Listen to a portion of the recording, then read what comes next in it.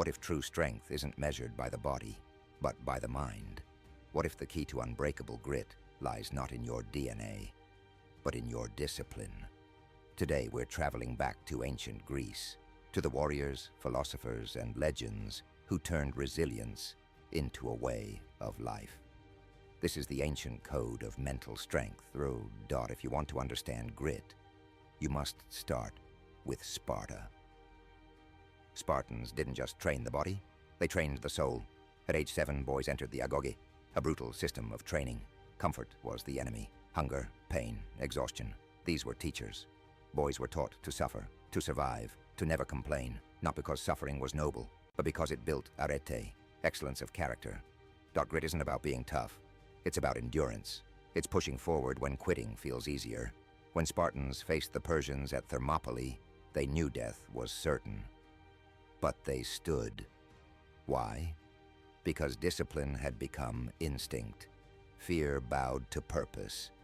Today, we face different battles. Mental ones.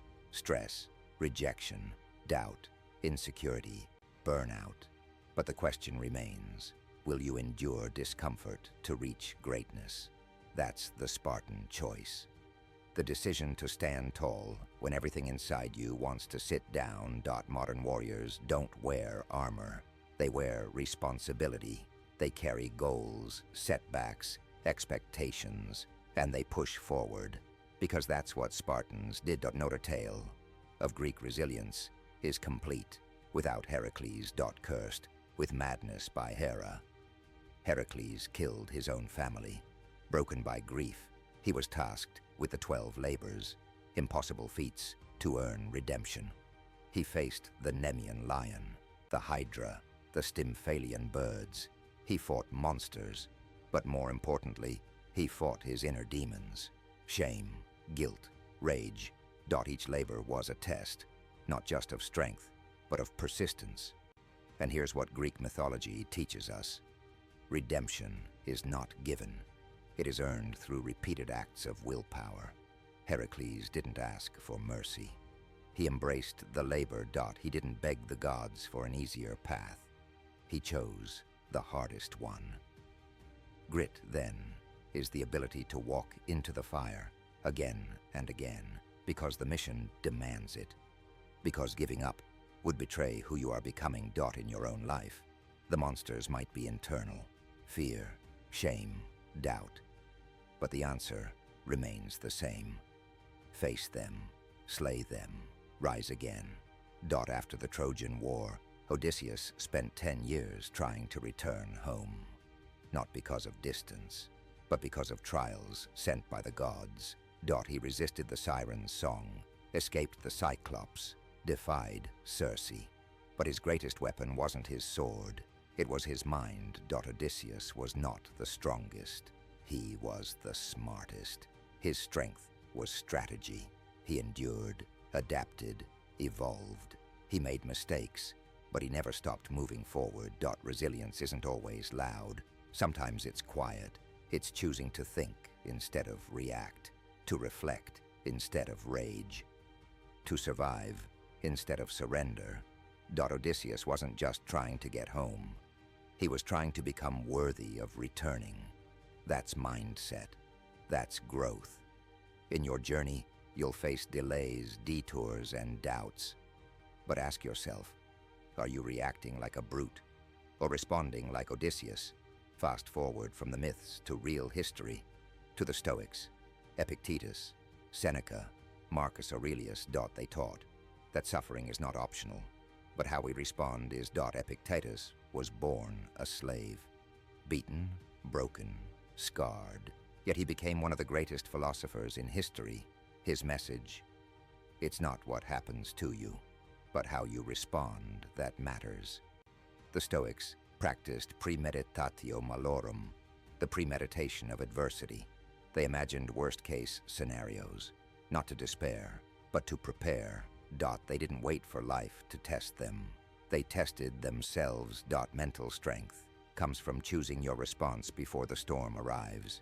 It's having a mindset so rehearsed in challenge that you can stand tall in chaos. In today's world of comfort, we forget that ancient power. But resilience is still forged in the same fire. Choice, perspective, preparation. We must relearn what the Stoics mastered. Modern science now echoes ancient wisdom. Angela Duckworth's research on grit shows success depends more on perseverance than talent. And guess what? That's exactly what Aristotle believed. He taught that excellence is not a gift, but a habit. Repetition, not brilliance. Action, not emotion. You don't need to be born brave. You need to train bravery. You don't need perfect conditions. You need inner resolve.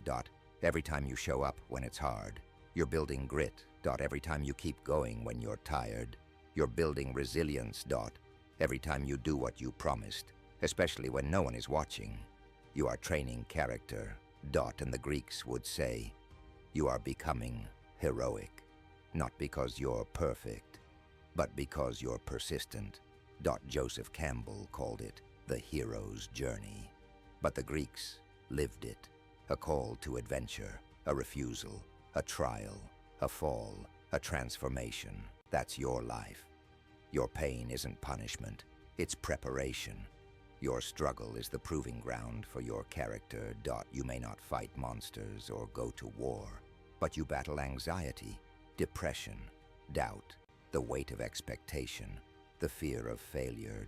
So, what will you do? Will you run from the labor, or embrace it like Heracles? Will you lash out in frustration, or think like Odysseus? Will you wait for rescue, or respond like Epictetus? Because make no mistake, you are the hero. The gods are watching, and the world needs more warriors of the mind. Every decision, every effort, every moment of perseverance is a step on your own hero's journey. So, train your mind, strengthen your soul, and when life tests you, as it surely will, smile like a Spartan. Because true strength is not how loud you fight, it's how long you last.